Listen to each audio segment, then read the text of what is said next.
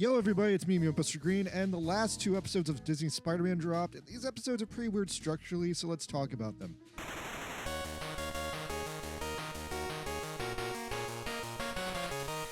Episode 9 is basically the climax and the end of the first season. It was the episode that I felt in various ways everything was building up to, with Lonnie's storyline and Peter's storyline finally meeting up in a creative climax.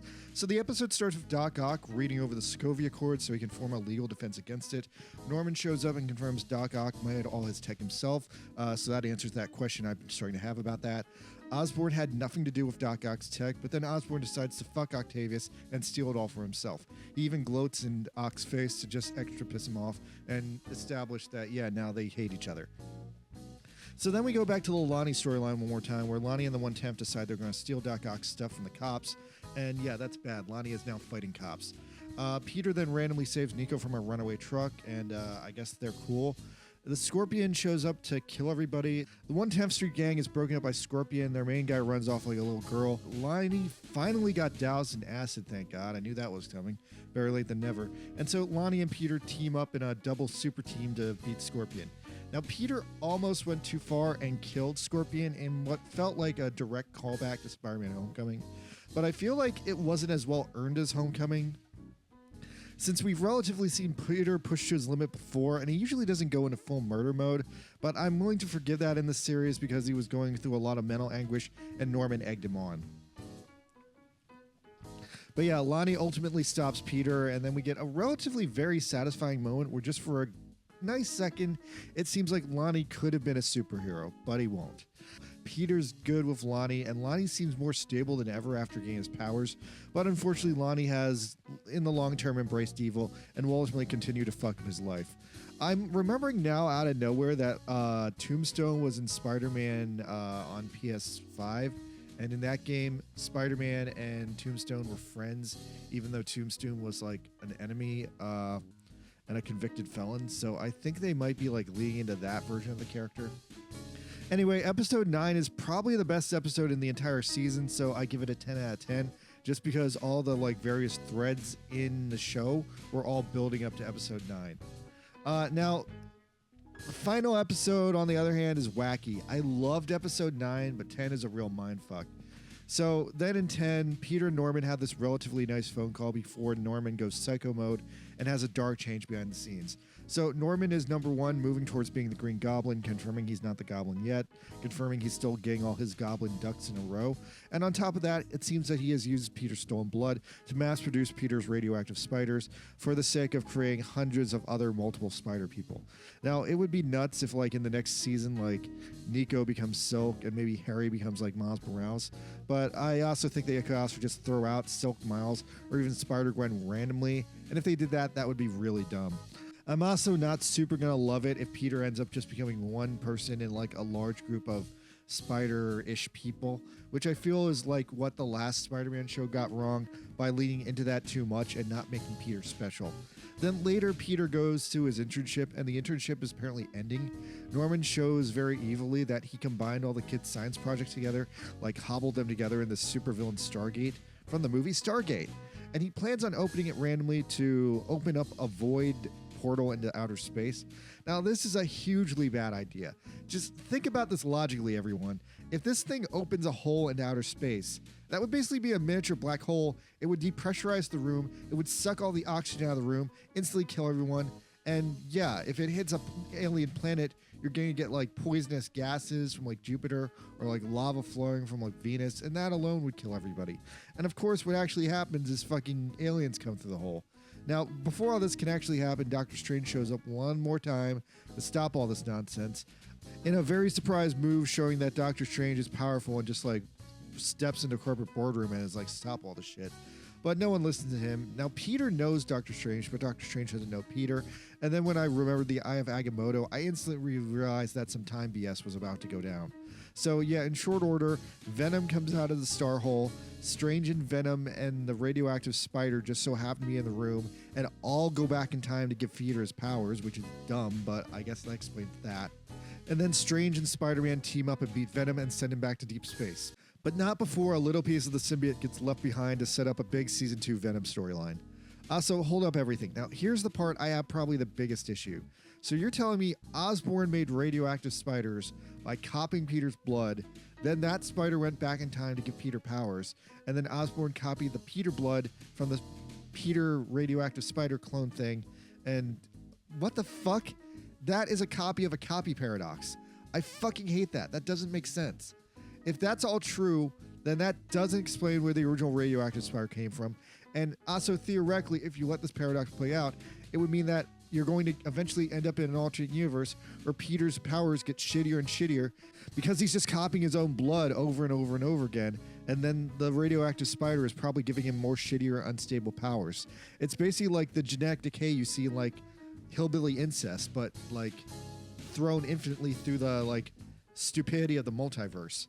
Anyway, yeah, beyond all that, Norman catches a piece of venom, and then that sets up maybe Norman's going to make Venom, or maybe Eddie Brock will get Venom from Norman, or fuck it, maybe Norman will just become Venom himself and trick us all. Like, maybe Harry will become Venom, because that also happened a lot. I feel like, though, they only turn Harry into Venom when they're, like, really trying to save time. I feel like this show won't be trying to save time and probably will have Eddie Brock. Anyway, Oscorp blowing up somehow causes the Osborn internship to end. So back at Peter's house, Peter, Harry, and Nico all try to figure out what to do next. And holy fuck, Nico just wraps her legs around Peter casually, and he completely brushes it off. Peter, goddammit, that's an aggressive female demand for intimacy. Like, she's like asking him to basically rub her feet or something. You fucking loser, how intense can you be? That's like one step below her just like kissing him directly, or like an unsolicited back rub. By the way, in episode 9, Peter almost kissed Nico like she was Mary Jane in the Tobey Maguire movie, but she just punched him in the face in like a very, very unsatisfying like twist of the expectations. By the way, I guess I'll take a second here to talk about Nico, because over the weekend I saw a huge online like lashback at Nico for the way she acted in the last batch of episodes. Now, since I watched all the episodes, I know her behavior is kind of shitty, but I understand that she was mostly hurt because she felt Peter lied to her, and he told his big secret to Harry, a guy he had just met. But on the flip side, this episode makes her seem much worse by revealing that Nico is actually like a witch or something and has her own dark magic powers that she lies about. So yeah, if she doesn't confess that to Peter immediately, then yeah, she's a fucking hypocrite and she deserves all the like flashbacks she's getting online. Anyway, Nico drama aside, Nico, Harry, and Peter randomly arrive at this idea that Harry's going to use his Osborn money to basically take over the Osborn internship, with this idea that it's basically going to be like the Future Foundation in the comics, except Harry calls it, in this universe, the Web, which is just so fucking corny, so fucking stupid. Come on. How can you be that stupid? It doesn't even like seem at this point it's like a company that involves Spider-Man. It seems like it's just like Harry's new company that Spider-Man so happens to work at. Anyway, so that's basically the setup for the next season. Harry is going to build this super science team to keep plot moving. And then the end of the episode is just all this like other random drama and all these like crazy update reveals to like make you be like, oh, season 2 is going to be so interesting. So yeah, Norman has the Venom symbiote. We already talked about that. There's a big reveal that Jean was Finesse already, which I expected. But then the weird unexpected twist here is that she's also Daredevil's teen sidekick. What the fuck? Also, I don't know about you guys, but for me personally, it's super creepy for like a middle-aged man superhero to have a girl teenage sidekick. I feel like that never ends well. Also, since when does Daredevil have a fucking Robin? Like, that's crazy to me. Amadeus Cho gets invited to Harry's web group, but he blows them off because he's being a douche and up to something of his own with Oscorp. Oh, and there's a setup for Nico's storyline next season. So now that Nico has magic, she's able to use like a Ouija board or something to summon her dead mom. Okay, so here's what's interesting for that, for me. I think that this might be a big twist, and it might be a dark, fucked up twist, because we actually don't see what Nico is talking to. And even though Nico calls it her mom, it's super fucking creepy because it could be literally anything. Like, the first thing my brain is thinking of is like the dead mom ghost from Dan to Dan, where it wasn't actually the character's mom. Or more probably, reasonably, it could probably be Mephisto, because they teased a few episodes ago that Mephisto's out there. Doc Ock in prison plans to build the octopus suit to be an upgrade over the scorpion suit, like I predicted.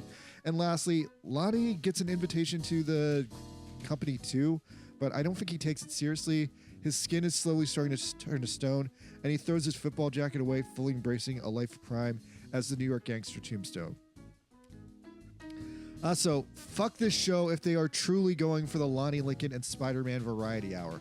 If Lonnie still gets half the screen time in season 2 after having a full heel turn to evil, which a lot of people are predicting is going to happen, I'm like so over the show. Oh, and there's one more post-credits scene where they like suddenly reveal that Peter's dad is alive. Oh, I hate that too. Like, oh my fucking god. That's just like the bad Peter Parker was destined to be Spider-Man twist, and also his dad's alive from Amazing Spider-Man 2. Like, that was a bad twist before, so like, why use it again? Ugh, come on, don't recycle bad shit. Okay, yeah, so I kind of hated this last episode. This one's back down to a 6 out of 10. The only thing I liked was Nico randomly being sexually aggressive towards Peter. Otherwise, the strange Venom time travel nonsense was so annoying. The fact that Peter got his powers from copying a copy of a copy with the radioactive spider super annoyed me too. All the season 2 setups kind of annoyed me. Like, half of the storylines they set up for season 2 were all like, well, of course, that's fucking obvious, or just annoying. Like, this Daredevil setup's weird. Like, since when did Daredevil have a kid? The one with Spider-Man's dad is weird, because I don't know what they're planning with that, but it can't be good. And also, the dad in jail is, like, literally, like, the same fucking plot line as The Flash. So now I'm just feeling like I'm watching the CW Flash again, which just reminds me that the CW Flash went majorly downhill as it, like, existed for years. But hopefully this show won't do that because it's animated and had a bigger budget, but I already feel like this last episode is setting up like so many mistakes to happen in season 2. Oh, and now I'm hearing online that season 2 is going to shoehorn in Spider-Gwen. Ugh, that doesn't make any sense for fucking like year 1 Peter. I really hope that's a hoax. If not, oh man. Hopefully they don't set that up in like the start of season 2. Like, if they rush into Spider-Gwen, that's a huge mistake. So yeah, overall the show is like ending up at probably a 6 out of 10 to me. Like, there were only 2 real episodes I really enjoyed. The second one and episode 9. The best things going on here were the Norman twist and the random not quite all the way romance with Nico and the general MCU tie-ins that like were amusing to me. But the worst things on the show were mostly just Lonnie. Now, I don't hate Lonnie, but Lonnie just wasn't that interesting for most of the episodes that focused on him for like half the episode. I feel like Lonnie needed to turn evil faster, or he needed to like just be like more compelling in his storyline, because he just seemed like he was just going for the motions as he like ruined his life. Like, I feel like he should have had like more of like a confirmation about what his objective was, why he was doing this, why he turned his back on like his like otherwise promising future. And like, still to this day, I don't really know why Lonnie became a gangster, other than the fact he randomly discovered he was good at being a gangster. Like, if anything, I feel like I would have been happier if they'd just given Lonnie screen time to Harry. But then again, that one episode where they did give it to Harry and Harry just like drove around his car buying Nico pizza was kind of stupid too. So I don't know. For the most part, I like Harry, but yeah, Harry will hopefully come into his own more in season 2, unless he randomly becomes Green Goblin and dies horrifically. So yeah, overall, this show's been okay. Interesting enough to keep watching it. It hasn't made a lot of the mistakes that I feel like the last 2 Spider-Man shows have done. But then in this last episode with season 2, it feels like season 2 is just waiting to make all those mistakes as fast as possible. So I'm kind of worried. All right, that's about where I'm at with this one. Sorry to take it a little bit short, but like I said, the last episode kind of let me down. So I'm just like over it now. All right, let me know what you guys think. Thanks, later.